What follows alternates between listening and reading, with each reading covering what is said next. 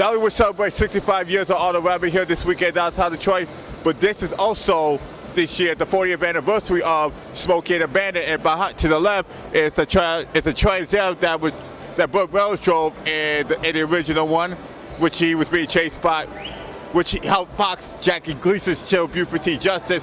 And behind me is the General Lee from the Dukes of Hazzard, the movie, the series that Smokey and Bandit was influenced.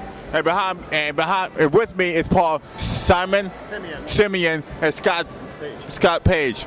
So both of these. So you got both of these cars are yours, correct? Yes, they are. Yeah. Okay. So both Smokey and Bandit, Dukes of Hazzard were originally influenced by Move Runners, correct? Well, yeah. I mean, the idea. Yes, actually, they were. The idea behind the Dukes of Hazzard was, at one time they were ridge runners or moonshiners, if you will, and then they just became neighborly folks, and their motto was, "A stranger is what, Scott? A friend you haven't met yet." That's right. A friend you haven't met yet. Exactly.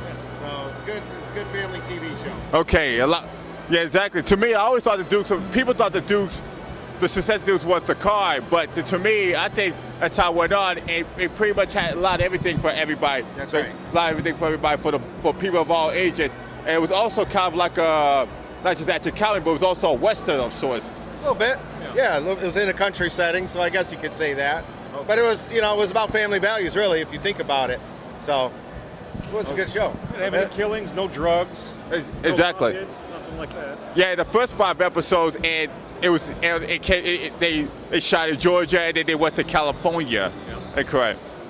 Okay, so why do you think people still think the General Lee was like the main star of the show instead of the cast? The jumps. Yeah, exactly.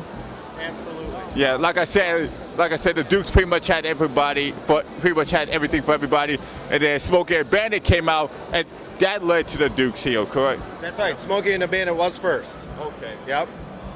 Yeah, so this movie came out 40 years ago this year, correct? And that led to good old boy. That had that old good old boy, the car chases, and so forth.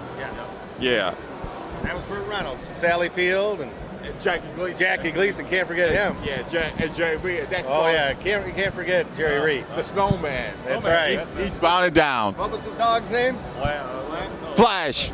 No, not Flash. Fred. Fred, that was it. There you go. Yeah, it was Fred. Yeah. Flash was the dog of show. Roscoe P. Coltrane. Yeah, that was it.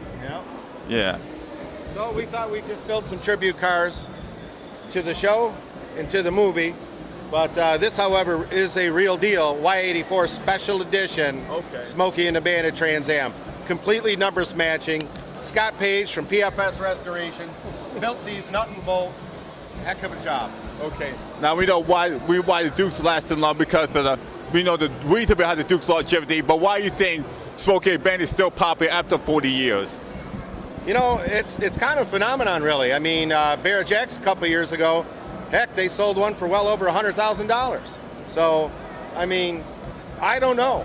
Who doesn't love Burt Reynolds? Exactly. Burt Reynolds at the time the movie made him the #1 box office star in the world, correct? Yep. And that spawned I think 2 sequels, I think. Yeah. And then that led to the Dukes, and then that led to other shows in the 80s. Like I think it was Knight Rider and the A-Team, correct? Yep. Yeah. The A-Team van may be our next big build, so look for us, PFS Restorations, next year. Okay. Tyler Russler, how you doing today? This your first Autorama? Yes, it is. Okay. So how you liking it so far?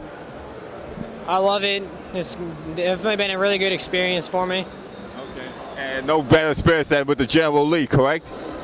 Definitely. One of my favorite cars. Yeah. Were you ever a fan of Dukes of Hazzard? Were you ever watched it before? Yeah, I watched it. I used to watch it all the time when it was on. Well, after almost 40 years, why do you think people still love the show, besides the General Lee? Honestly, I'm not real sure. I just think it was a really good show all around in general.